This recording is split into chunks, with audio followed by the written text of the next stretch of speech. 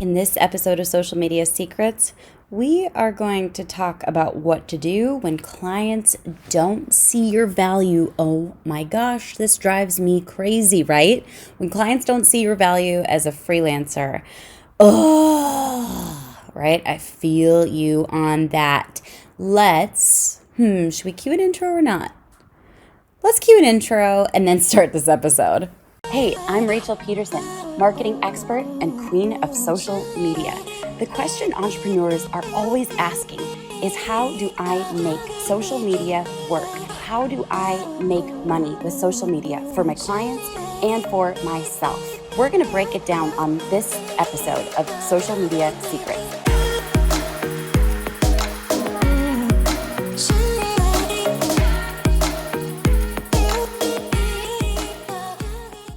Hey everybody, it's me, Rachel. Okay, so I am recording this episode live from Laguna Beach. We are actually just a couple of footsteps, a lot of footsteps away from the beach, the ocean. It's gorgeous. I'm speaking at War Room this week, which is really, really exciting because I love what they have created.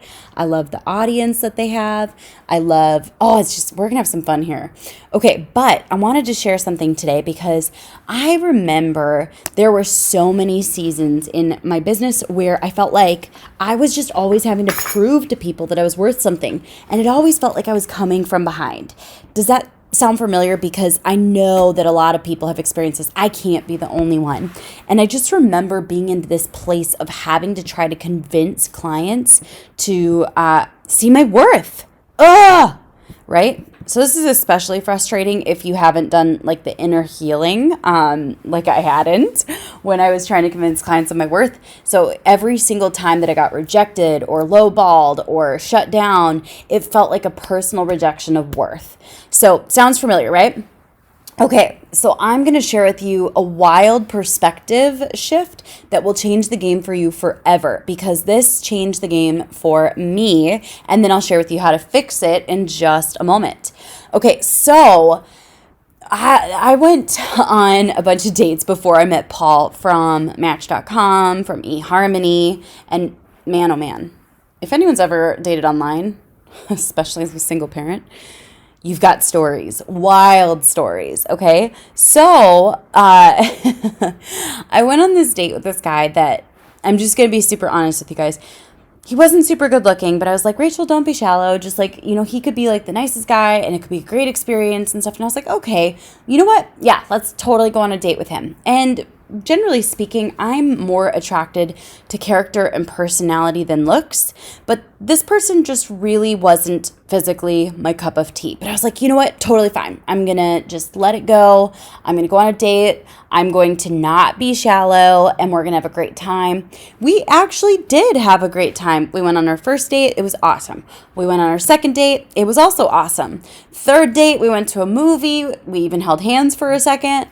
But at the end of the third date, he still hadn't tried to kiss me, and I was kind of weirded out. So we go on our fourth date, and he still didn't kiss me. So finally, I decided to call him one night, and this is back when I used to drink, so after a couple glasses of wine, I called him up and I said, hey, listen, okay, so I'm just kind of confused because I thought we had something really awesome going on, and I noticed that you haven't tried to kiss me. Is there any reason for that? And he says, and I kid you not, be prepared for this, okay? Trigger warning. No offense, but I don't really date fat chicks. I was so angry in this moment because I felt like such a fool. I wanted to say, listen, sir, I was the one stooping to your standards, right? Except that's not really how I feel. I wanted to just hurt his feelings back because I was so hurt. I didn't actually say much. I just actually hung up the phone because I just didn't even know how to respond. I was absolutely shocked. I was like, listen, mister, no. I don't have to convince you. And I just felt so, Now, I will tell you guys, fast forward to years later, and I learned a lot about the world of pickup, negging, and what all that means. There's a fascinating book called The Game by Neil Strauss. That has been one of the most controversial topics I've talked about recently. People have been very heated about it. People have even created fake profiles to comment further once I've blocked them because they've been too disrespectful, just because the world of pickup is super, super, it's a hot button. Okay, so I'm blown away. I'm hurt because I felt like I was kind of, not lowering my standards. That's not quite the right word, but I was like, listen, buddy, you do not get to treat me like I'm not an amazing package. Like, that's not fair. And sometimes we do the same thing for clients. And so I want to just real fast let you know that if you're in a place where you're having to convince, chase, or argue, you've already lost. And you lost from the get-go. Because the truth is, attraction is different than convincing or chasing. And so I am a huge fan of using systems and recipes that work for anybody to build an attraction machine where clients come into you all the time and you're never having to like follow up. They're so excited to work with you that they're like, please tell me more. Like, I want to make sure I didn't miss the invoice. Like, let's make sure we're on the call. I want to make sure I'm on time.